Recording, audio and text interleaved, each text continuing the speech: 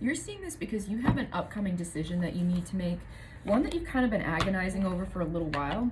It's funny, when I open my deck, I have the romantic here. So this could be someone who's like heavily in their feelings, either in a really good way or in a really bad way. But the guidance I'm immediately getting from this is to like get out of this state of anxiety over whatever it is that you need to make a decision on, and start seeing life from like the most romanticized version or perspective that you can, and it's going to make this decision a lot easier. Yeah, you're holding on to something a little too tight, and this is where the anxiety is coming in. Yeah, this could have to do with the love situation, or like lack of love, or you're feeling a lack of love in this situation. So let's get a little more clarity on this in advice on what to do about this decision that you have upcoming. Okay, so with this shapeshifter, this is the ability to be, do, have whatever it is that you want. So what I'm really getting from this right now is to have confidence in yourself. I love that I have this at the back of my deck when I'm shuffling. This is clarity. That's confirmation, truth. So where I have this 10 of lotuses here, this 10 of cups card is like, no matter what decision you make, you're going to be super happy about this. With this fighter in reverse here, is to stop being so defensive.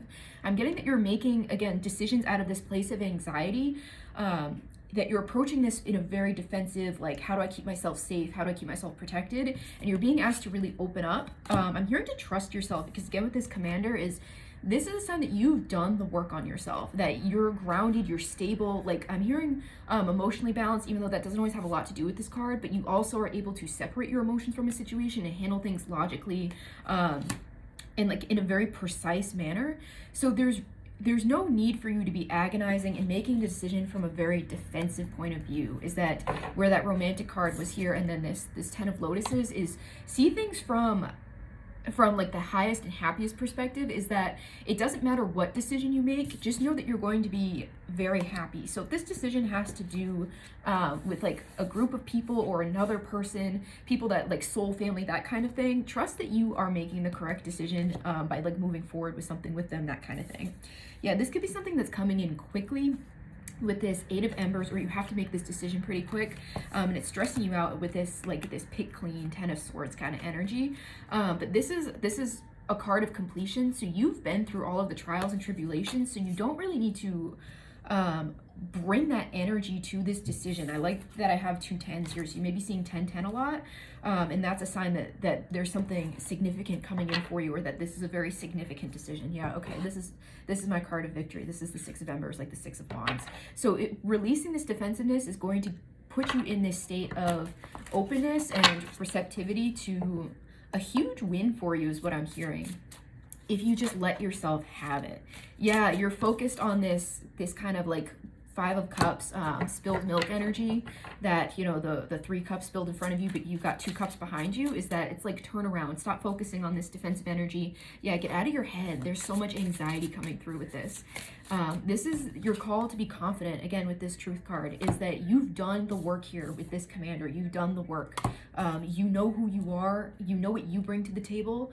So that's what you need to have confidence in, is that, especially where you have this level of self-mastery now, this is what I'm really being called to guide you towards, is that you have achieved this level of self-mastery, and it's time for you to stand in this. I'm hearing pray on it as well, where this bird's praying. Bird symbolism is also significant for you. But that you don't ever lead yourself wrong at this point. You've done the inner work on yourself to know what's right and what's wrong for you, and when to walk away from something, and when something is good for you, so you don't have to approach it with the defensiveness. You've done you have this level of self-mastery. You've done enough self-mastery work to be able to trust yourself to make decisions, even if they seem impulsive, even if they seem fun, creative, that kind of thing, is because this level of self-mastery allows you to have fun in this way. You can kind of play with life a little more and not approach it from a defensive stance, because you know that you will always have your back no matter what you do. That you can make something that seems like a wrong decision, but it's going to be fine because you know how to handle yourself. Before, things could be catastrophic because you weren't there for yourself, or you would abandon yourself. I'm getting a bit of abandonment wounds coming in into this energy here. You don't do that to yourself anymore. So you can trust that whatever decision it is that you make, that whatever it is that you're calling in, you can be confident in that decision, that it really doesn't matter what path you choose, where you have this level of self-mastery and alignment. Trust that you will always be guided to exactly where you need to be. So I'm hearing to loosen up a little bit, start seeing this from a much more playful perspective, and see how much happiness could come from this. Start looking at your choices from that perspective, not from a defensive one. Start looking at them as what could bring me the most happiness, and then make a decision from there.